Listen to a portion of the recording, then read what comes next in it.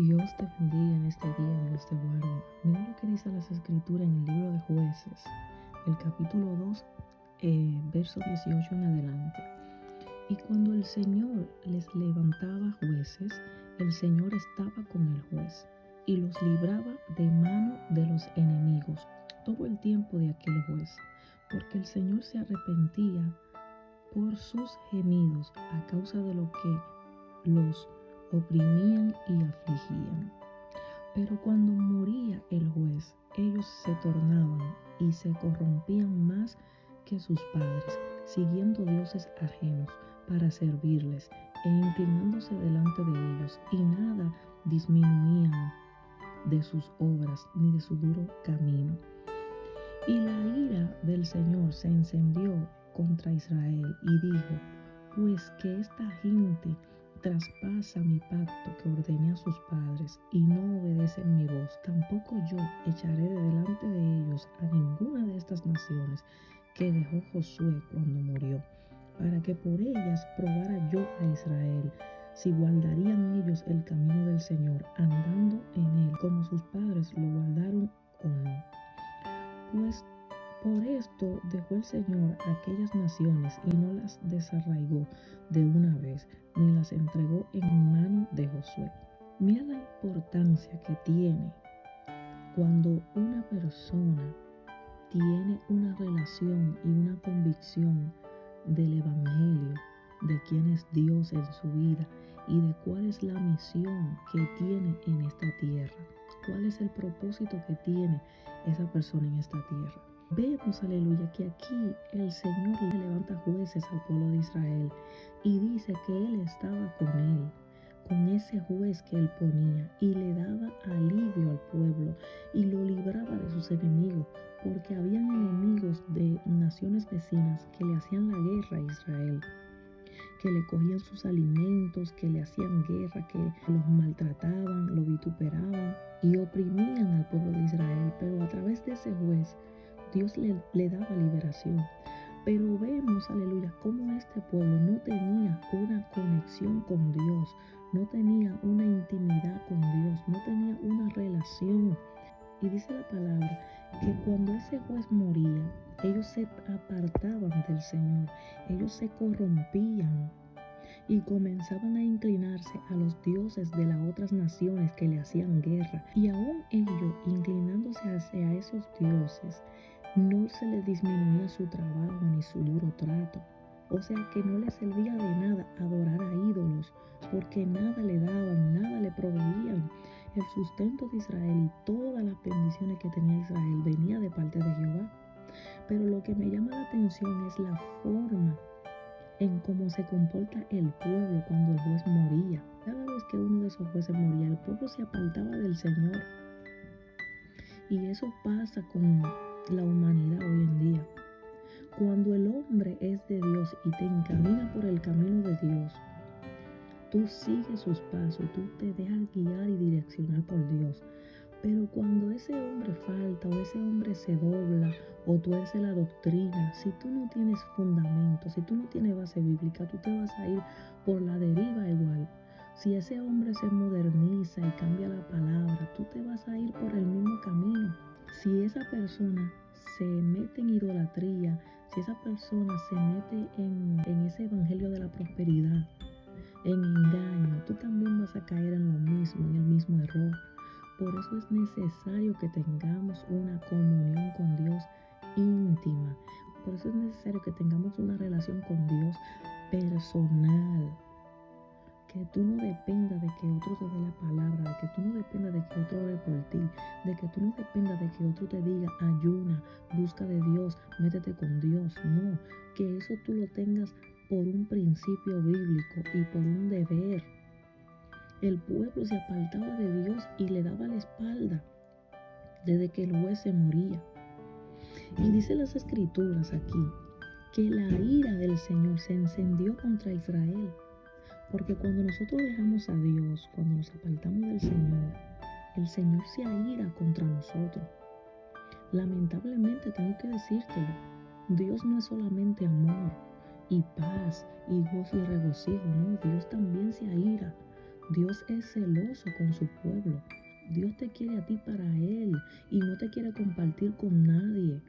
¿Cómo va a ser que tú adoras a Dios pero también adoras ídolos? ¿Cómo va a ser que tú vas a la iglesia, te regocijas en el Señor, quieres que Dios te bendiga, que Dios te prospere, que Dios te cuide, que Dios te ayude, pero también después sales y te vas a parrandear, te vas a salir, te vas a beber, emborracharte, te vas a fornicar, pero sí quieres los beneficios de Dios, pero no quieres guardarte para el Señor? Queremos los beneficios de Dios, pero también queremos las cosas del mundo. Y no, nosotros tenemos que guardarnos para el Señor. Y el Señor es celoso con su pueblo. Él no comparte su gloria con nadie. Y Él te creó a ti para su gloria. Entonces dice aquí que el Señor se airaba con el pueblo, se encendía en ira porque el pueblo lo dejaba y se iba a adorar dioses ajenos, dioses extraños que ellos nunca conocieron y que no son Dios, que son ídolos hechos por el hombre. Entonces dice las escrituras que como él estaba airado contra el pueblo, él no iba a echar esas naciones de delante de Israel. O sea, el Señor las iba a dejar ahí. Él no iba a quitarles a sus enemigos. Por eso hay cosas que tú le oras a Dios y le dices, quítamelo, Señor, y esto y lo otro, y Dios te las deja.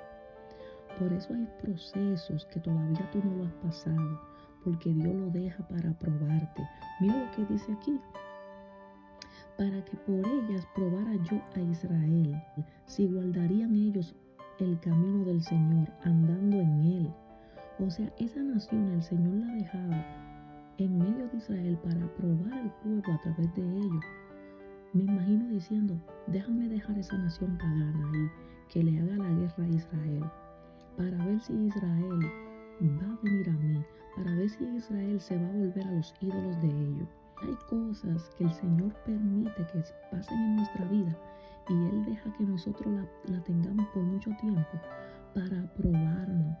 Hay procesos que tú estás pasando que es para probarte y tú sigues cayendo en Él y tú sigues fallándole a Dios. Pero todo es para probar tu corazón, para ver si de verdad tú le sirves a Dios, para ver si de verdad tú estás en el camino de Dios por amor, no por un beneficio, no porque tú estás buscando algo a cambio, una ventaja. Esas naciones que se quedaron ahí fue para probar a Israel y el Señor dijo, no lo voy a quitar, no lo voy a remover. Esas naciones van a quedar ahí para probar al pueblo. El verso 23 dice, por esto dejó el Señor aquellas naciones y no las desarraigó de una vez, ni las entregó en mano de Josué. Y a veces nosotros estamos, Señor, entrégame al enemigo, entrégame esto en mi mano, entrégame esto. Pero el Señor te está probando. Porque es que si Dios te entrega las cosas antes de tiempo, tú no las vas a valorar. Si tú no te das cuenta por ti de que tú estás en un error, de que tú necesitas cambiar, de que tú necesitas levantar los pies, entonces tú todo el tiempo vas a tropezar con la misma piedra. El Señor te deja la piedra en el camino para que tú cada vez que pase por él veas que ahí está la piedra y tienes que levantar los pies. Porque el Señor no te la va a poner fácil, ni a ti ni a mí. Dios no nos la va a poner fácil. Hay cosas que están en nuestra vida que no han sido removidas, que no han sido quitadas, porque necesitamos aprender la lección y necesitamos ser probados por Dios. Necesitamos ser probados para ver si nuestra fe está fundamentada verdaderamente en Cristo. Estas naciones que le hacían guerra a Israel era para probar su corazón. Porque mira cómo este pueblo, mientras el juez estaba, hacían todo bien para Dios, pero desde que el juez moría, se iban tras las otras naciones y adoraban sus dioses.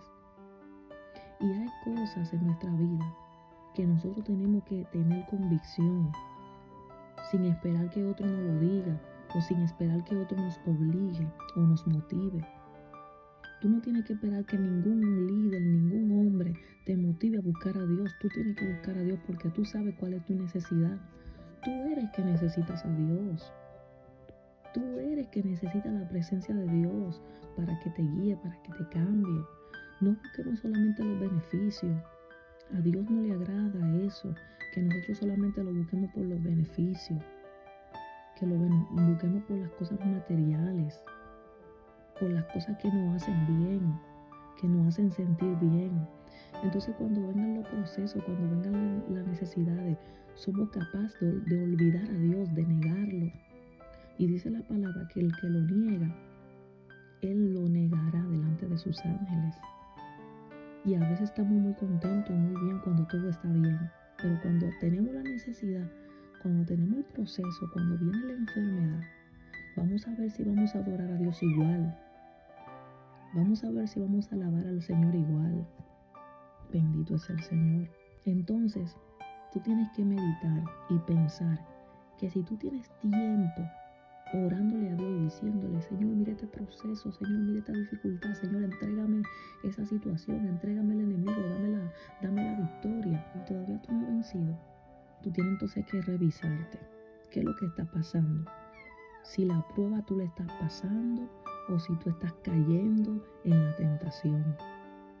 Porque yo estoy segura, 100% segura, que si tú pasas la prueba, Dios no te va a volver a pasar por el mismo proceso. Si tú la pasas con 100, como dicen, Dios no te va a volver a pasar por la misma situación.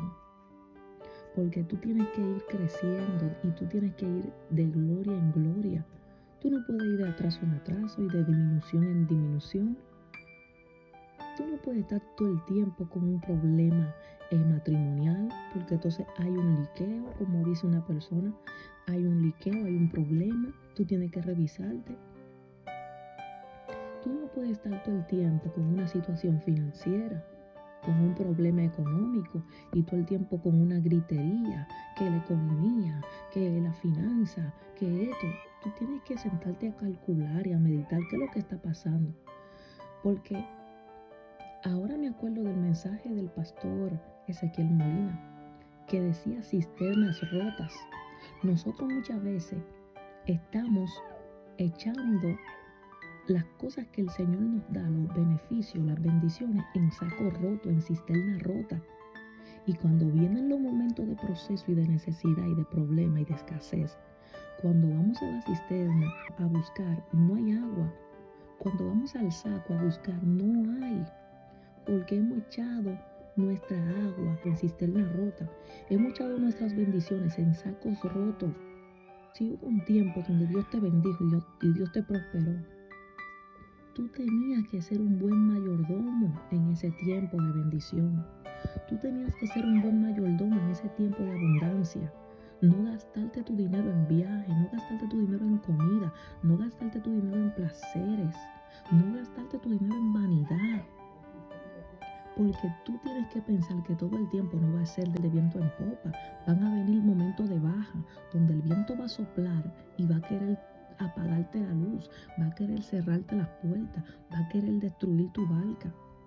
Pero si tú fuiste un buen mayordomo, si tú sembraste bien, si tú guardaste para los tiempos malos, cuando vengan los tiempos malos no vamos a estar con una gritería. No podemos hacer que el otro pague por nuestros platos rotos.